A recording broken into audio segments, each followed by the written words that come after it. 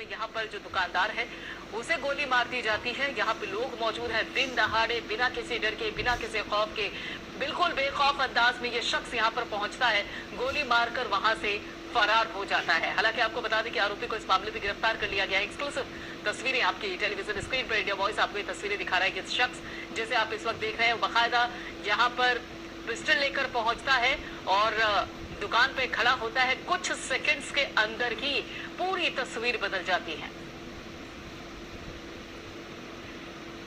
तो ये आपको बता दें कि तमंचा लेकर ये शख्स पहुंचा है। देख सकते हैं आप, जिसे हम रेड सर्कल में दिखा रहे हैं, यही वो शख्स है जो अचानक से ही दुकान में दाखिल होता है और कोई सोच भी नहीं सकता, कोई समझ भी नहीं सकता कि आखिर ये शख्स दुकान के अंदर करने क्या आ रहा है। लेकिन जो ये करके चला गया उसके बाद हर कोई भौचक्का रह गया, हर कोई खौफ में आ गया, दहशत में आ गया।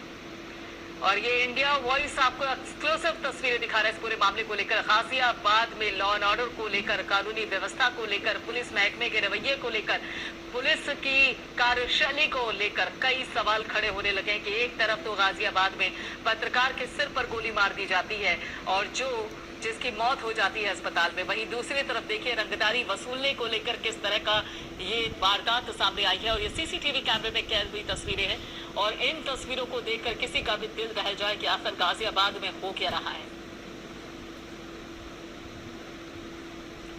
और इसी बाबत आपको बता दें कि जिस तरह से गाजियाबाद में जो हालात बने हुए हैं उसके चलते कई सवाल खड़े होते हैं। जितेंद्र भाटी हमारे संवाददाता हमारे साथ जुड़े हुए हैं। जितेंद्र, जिस तरह से गाजियाबाद में लोकतंत्र के चौथे स्तंभ यानी कि अगर देखा जाए तो विक्रम जोशी के सर में गोली मारी जाती है, उनकी मौत हो जाती है। और इसी हाल ही में एक और तस्वीर सामने आती है जहां रंगदारी को लेकर जो दबंग है वो दुकान के अंदर दाखिल होता है, गोली चलाता है और वहां से चला जाता है। हालांकि इस मामले में गिरफ्तारी हो चुकी है, लेकिन सवाल ये होता है कि आखिर गाजियाबाद में ये हो क्या रहा है, पुलिस कर क्या रही है।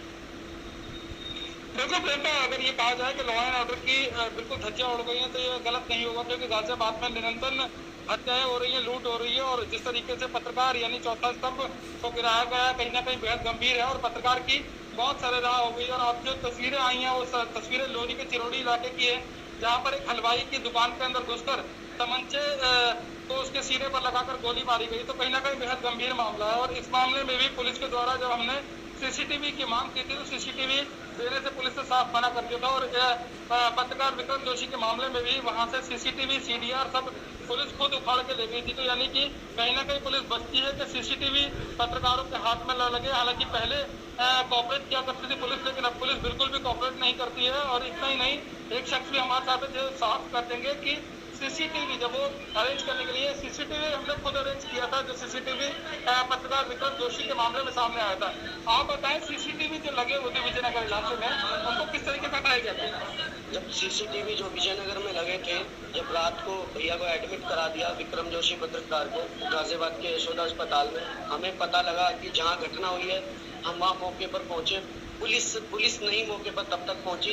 हमने पहुंच के सारी जांच की, पता किया कि दुकान मालिक कौन है। दुकान मालिक के घर पहुंचकर हमने सीसीटीवी हटा दिए गए और दुकानदार द्वारा बताया गया कि वहां से सीसीटीवी निकाले नहीं गए, बल्कि केबल समेत तोड़ दिए गए। केबल समेत सीसीटीवी वहां से तोड़ दिए गए थे पुलिस के द्वारा, क्योंकि पुलिस नहीं चाहती थी कि सीसीटीवी पत्रकारों के हाथ में लगे और हमारी धज्जियां उड़े। गाजियाबाद में लॉ एंड ऑर्डर की स्थिति बिल्कुल खराब हो चुकी है। जिस तरीके की तस्वीरें लोनी के चिरौड़ी से आई हैं, जाहिर तौर पर बेहद गंभीर है।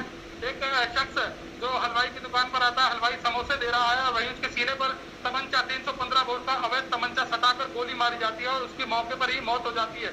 वहीं दूसरी तस्वीरें हैं गाजियाबाद के विजयनगर इलाके की, जहां पर पत्रकार विक्रम जोशी पर सरेराह उसकी बच्चियों के सामने उसके सर में सटाकर गोली मारी जाती है और उसकी भी हत्या कर दी जाती है। हालांकि 2 दिन तक उसे अस्पताल में रखा गया था, वेंटिलेटर पे था, लेकिन अब वो अपनी जिंदगी की जो दौड़ है उसे हार चुका है। जी बिल्कुल, लेकिन जितेंद्र यहाँ पे सवाल उठते हैं, जो सरकार की तरफ से ऑपरेशन क्लीन चलाया जा रहा है वो आखिर किसे क्लीन करने के लिए चलाया जा रहा है?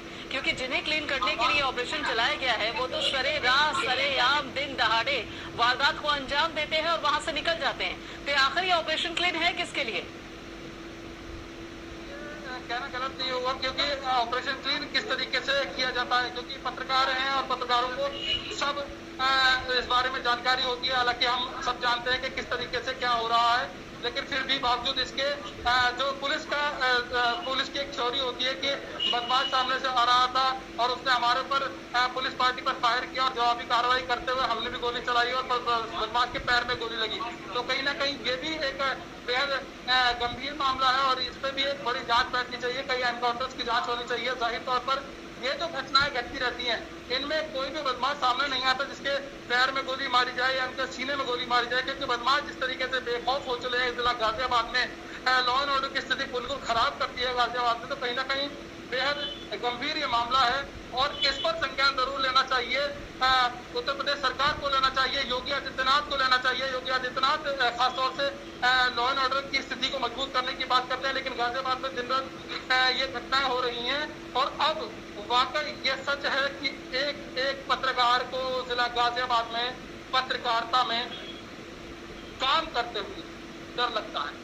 बिल्कुल, यहाँ पर जिस तरह से पत्रकारिता में ये पूरे मसले सामने आ रहे हैं, जिस तरह से पत्रकारों पर जानलेवा हमले होते हैं, खासतौर पे विक्रम जोशी का जो मसला है उसके बाद तो सच में हर किसी के रोंगटे खड़े हो जाएंगे। अब सवाल ये भी है जितेंद्र कि पुलिस महकमे को लेकर लगातार अगर देखा जाए तो जिस तरह से कानपुर का मामला सामने आया था, जिस तरह से विकास दुबे का एनकाउंटर किया गया, उसके बाद पुलिस अपनी पीठ थपथपा रही थी कि देखिए हमने इस आरोपी को पकड़ लिया है।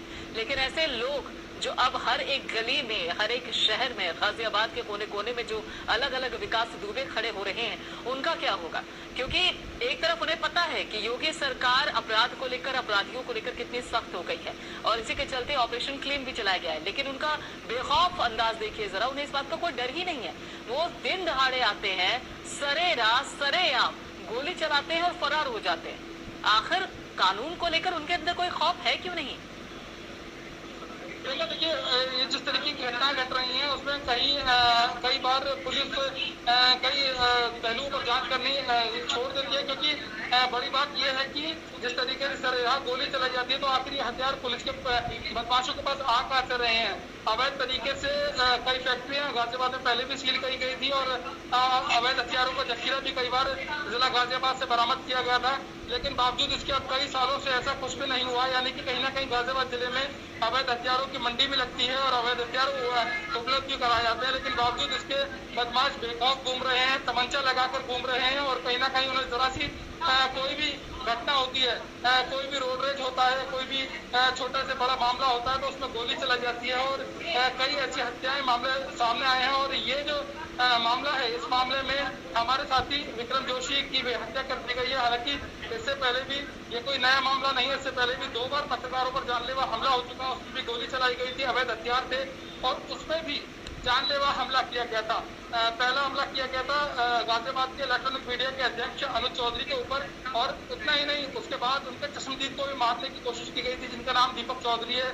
और अब ये तीसरा हमला विक्रम जोशी के ऊपर हुआ है। हालांकि विक्रम जोशी के सर में गोली मारी गई थी जिससे वो जिंदगी और मौत से जूझ रहा था यशोदा अस्पताल में और अब उसकी सांसें थम गई हैं। विक्रम जोशी हमारे बीच नहीं है, ये बेहद दुखद बात है। विक्रम जोशी की अगर बात की जाए परिवार की तो उसके पिता नहीं है, माता जी हैं और घर बिल्कुल। चलिए बहुत बहुत शुक्रिया जितेंद्र सारी जानकारी के लिए। तो यहाँ पर इस वक्त अगर जिला गाजियाबाद की बात की जाए